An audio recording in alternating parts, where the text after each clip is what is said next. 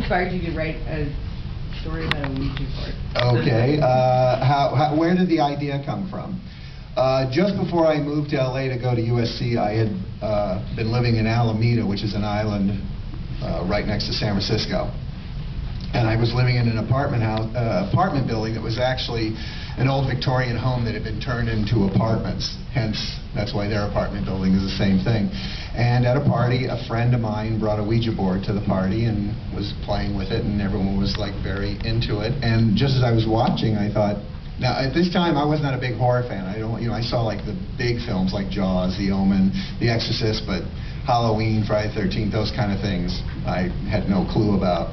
But little I knew, I was pretty sure no one had ever actually made a film about a Ouija board, and it just stuck with me. I thought that'd probably be an interesting story. And then when I went to USC and you actually had to write a feature screenplay, I was like, oh crap, what am I going to write an entire feature screenplay about?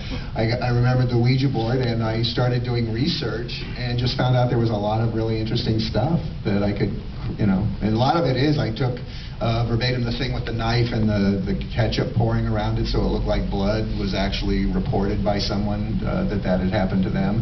And a lot of that kind of stuff was actually the stuff about them not being able to spell. Progressive entrapment is a real condition. If you believe in Ouija boards, that's a real condition that leads to possession. If you remember, like in The Exorcist, Reagan is playing with a Ouija board by herself in the basement before she gets possessed, but they kind of skipped over the whole progressive, and they just, here she's playing, and boom, she's possessed. And basically our film is everything that comes in between that.